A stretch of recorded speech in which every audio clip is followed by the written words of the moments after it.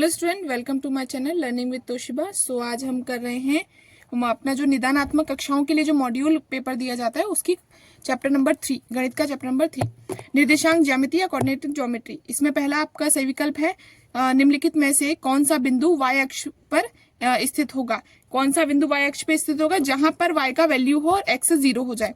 बिंदु 2-1 किस चतुर्थांश में स्थित होगा? तो पहले आप चतुर्थांश देख लीजिए। यहाँ पे मैं आपको 4 चतुर्थांश बता रही हूँ। इसमें पहला, दूसरा, तीसरा और चौथा होता है। पहले चतुर्थांश में दोनों प्लस चलेंगे, दूसरे चतुर्थांश में आपके पहला माइनस दूसरा प्लस है, तीसरे में दोनों माइनस है और चौथे में पहला प्लस दूसरा माइनस है। उसके अकॉर्डिंग अब हम क्या करेंगे, सॉल्व करेंगे। तो निम्नलिखित में से 2-1 किस चतुर्थांश में स्थित होता है? तो 2-1 चतुर्थांश में स्थित होता है, प्लस और माइनस के लिए। उसके बाद बिंदु 0-4, जब भी आपका x अक्ष 0 और y अक्ष पे कोई वैल्यू दी हो तो वो y अक्ष में स्थित होता है। जिस अक्ष में वैल्यू है वो अक्ष में वो निश्चित होगा। बिंदु -3-2 किस चतुर्थांश में स्थित होता है? बिंदु ये आपका माइनस है x और दूसरा प्लस है तो ये द्वितीय में चला जाएगा। -3 और 0, जब भी आपके -3 दिया और आपका y अक्ष क्या कर दिया, 0 कर दिया, तो ये x अक्ष में हो जाएगा। निम्नलिखित में से कौन सा बिंदु x अक्ष पर स्थित है? x अक्ष पे स्थित है यानी y अक्ष क्या हो जाएगा, ऑटोमेटिक 0 हो जाएगा।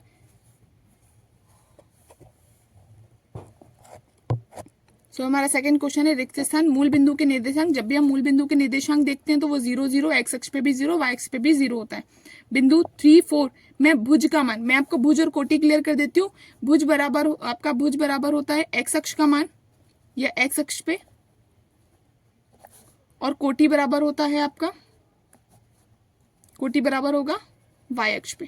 ठीक है, तो x अक्ष में इस जो बिंदु के नीचे है इसमें x अक्ष बताना है आपको, यानी ये 3, भुज का मान 3। यहाँ पे बिंदु 7-6 की कोटि का मान बताइए, यानी आपका क्या हो जाएगा, -6। निर्देशांक अक्ष तल को खालिस्तान भागों में बांटता है, इसे चतुर्थांश कहते हैं। 4 भागों में बांटता है, इसे चतुर्थांश कहते हैं। अब वापस से वही, किस चतुर्थांश में क्या स्थित है, अभी हमारा नीचे बने हुए हैं, ध्यान से देखिएगा। माइनस और माइनस, जब भी दोनों माइनस हो तो ये हमारा तृतीय चतुर्थांश में होता है, या इसको हम इस तरह से लिखेंगे, तृतीय चतुर्थांश में। दूसरा हमारा दोनों प्लस है तो ये प्रथम चतुर्थांश में होगा। तीसरा हमारा क्या लिखा है, -3-4, जब माइनस x अक्ष माइनस और प्लस हो तो हमारा कौन किस में आ गया, सेकंड चतुर्थांश में आ जाएगा। बिंदु 3-0 ये किस अक्ष में स्थित है? किस अक्ष पे? जिस अक्ष का वैल्यू दे रखा है उसी अक्ष में स्थित होता है।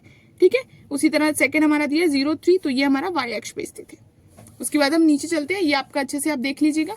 नीचे हमारी सही जोड़ी है, सही जोड़ी देखिए, भुज और 0, मतलब भुज का वैल्यू दिया और ये 0 दिया है तो ये आपके x अक्ष में स्थित होगा। ठीक है, बिंदु 2-3 स्थित है, भाई आपको अभी बताया मैंने, जब भी दोनों वैल्यू प्लस की होंगी तो हमारे प्रथम चतुर्थांश में स्थित होता है।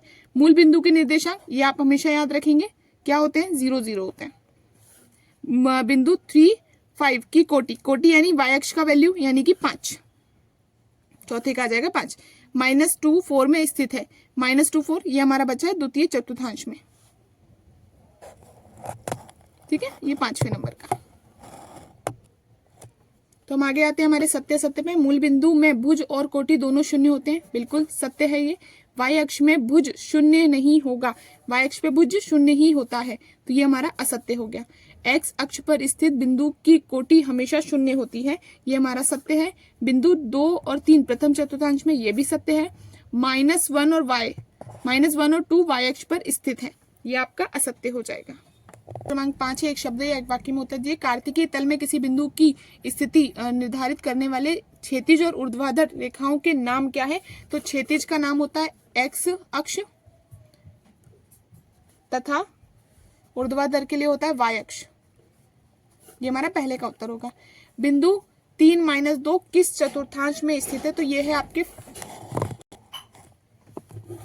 तो हमारा सेकंड है बिंदु 3-2 किस चतुर्थांश में स्थित है? पहला प्लस है और दूसरा माइनस है, ये हमेशा किस में होता है, आपके चौथे में होता है। किस में होता है? चौथे चतुर्थांश में होता है। उसके बाद है हमारा 4-5 में कितने इकाई दूरी पर है? x अक्ष पे कितने इकाई? x अक्ष पे तो आपका क्या हो जाएगा 4, तो y अक्ष की आप दूरी यहाँ पे लिखते हो 5, y अक्ष पे कितना दूर है 5।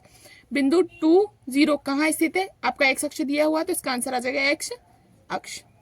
इसमें आपको y अक्ष दिया हुआ है तो इसमें आ जाएगा आंसर y अक्ष। इसके आगे के प्रश्न आपको मिलेंगे नेक्स्ट वीडियो में। So thank you for watching.